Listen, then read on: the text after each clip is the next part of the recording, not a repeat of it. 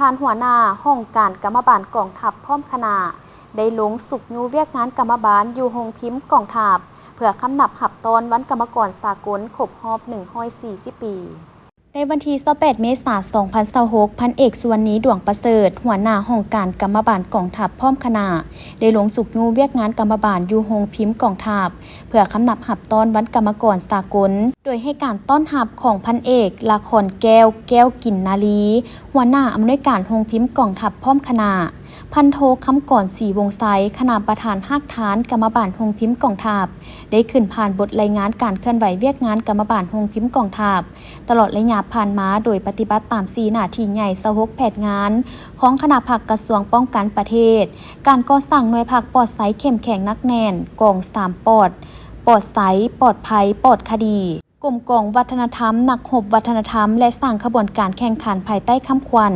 หักสตาร์ทและพัฒนาให้ปรากฏผลเป็นจริงได้เข้าร่วมเพื่อช่วยเหลือผู้ประสบภัยพิบัติพายุหมักเห็บตกอยู่ที่บ้านจันสว่างเขต194หน่วยหมักพีกน้ำกลมใหญ่การเมืองกองทัพสำเร็จพิมพ์หนังสือพิมพ์กองทัพ251ครั้งจำนวน 145,580 ฉบับสำเร็จพิมพ์หนังสือพิมพ์หนักหบเก่า12ครั้งจำนวน 6,000 ฉบับ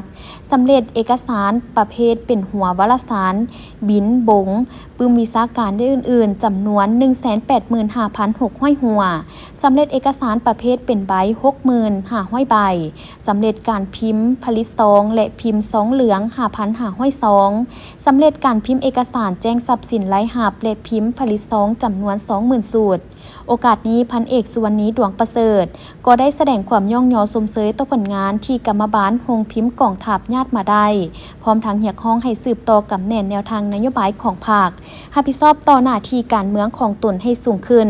ปรับปรุงแบบแผนวิธีการเฮ็ดเวียกให้ทันสมัยเชื่อมั่นการนำพาของพรรคปรับปรุงก่อสร้างตนเองยกสูงความรู้ความสามารถเป็นเจ้าการฝึกฝนล่อหลอมตนเองในทุกด้านเป็นต้นแมนทางด้านแนวคิดการเมืองให้นักแน่นเข้มแข็งมีคุณสมบัติศีลธรรมปฏิบัติมีสติระวังตัวต่อการจำแนกได้กลุ่มคนบ่ดีเพื่อเฮ็ดให้ตนเองกลายเป็นพนักงานที่ดีเด่นให้แก่องค์การกรมกองของตนปรับปรุงคืนระบอบแบบแผนวิธีเฮ็ดเวียกเป็นหมู่คณะแบ่งความรับผิดชอบให้บุคคลอย่างจะแจ้งสร้างความสามัคคีภายในให้เป็นเอกภาพเพื่อเฮ็ดสำเร็จหน้าที่ที่คันถึงมอบหมายให้